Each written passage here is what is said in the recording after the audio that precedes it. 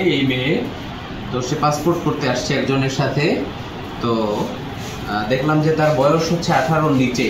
তো তাকে জিজ্ঞাসাবাদের এক পর্যায়ে জিজ্ঞাসা করলাম যে বাবা মা কোথায়। তো ব্রাহ্মণবাড়িয়ার একজনের তো আসলে অন্য জায়গা থেকে জন্ম নিবন্ধন নেওয়াটা স্বাভাবিক না। সোফিয়া আক্তার নামে এক মেয়ে, এই মেয়ে তো সে পাসপোর্ট করতে আসছে একজনের সাথে। তো দেখলাম যে তার বয়স হচ্ছে 18-র নিচে। তো তাকে জিজ্ঞাসাবাদের এক পর্যায়ে জিজ্ঞাসা করলাম যে বাবা মা কোথায়। তো বাবা মা কাউকে সে সাথে নিয়ে আসে নাই। তো জিজ্ঞাসাবাদের এক পর্যায়ে তার যে ভাষা, তার যে ল্যাঙ্গুয়েজ, এটা মনে হচ্ছে না যে ব্রাহ্মণবাড়িয়া। তো এরপরে দেখলাম যে তার যে জন্ম নিবন্ধন এটা হচ্ছে সাউথ সিটি কর্পোরেশন থেকে, ঢাকা সাউথ সিটি কর্পোরেশন থেকে তার জন্ম নিবন্ধনটা করা। তো ব্রাহ্মণবাড়িয়ার একজনের তো আসলে অন্য জায়গা থেকে জন্ম নিবন্ধন নেওয়াটা স্বাভাবিক না, প্রাথমিকভাবে একটু অস্বাভাবিক মনে হলো।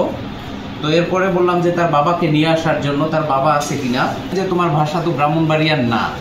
তো এখন পর্যন্ত আমাদের কাছে প্রাথমিকভাবে তার পার্সের মধ্যে একটা হচ্ছে পাওয়া গেছে, তার যে একটা বাসের পাওয়া গেছে, ট্রাভেল কার্ড পাওয়া গেছে, যেটা হচ্ছে ঢাকা, চিটাগাং, কক্সবাজার, ঢাকা, এরকম একটা কার্ড পাওয়া গেছে। তো ধারণা করা হচ্ছে যে সে হচ্ছে আজকেই হয়তো চিটাগাং থেকে আসছে। তো প্রাথমিকভাবে সে স্বীকার করছে যে সে রামু থেকে আসছে এখানে পাসপোর্ট করার জন্য। কোনো একটা চক্র বা কোনো একটা পক্ষ তাকে এখানে পাসপোর্ট করে দিবে বলে এই আশ্বাস দিয়ে নিয়ে আসছে।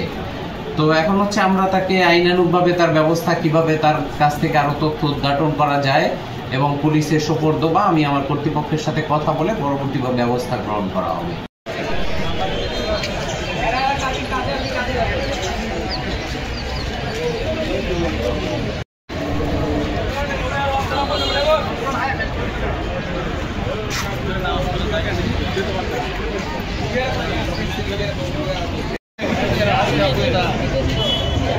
না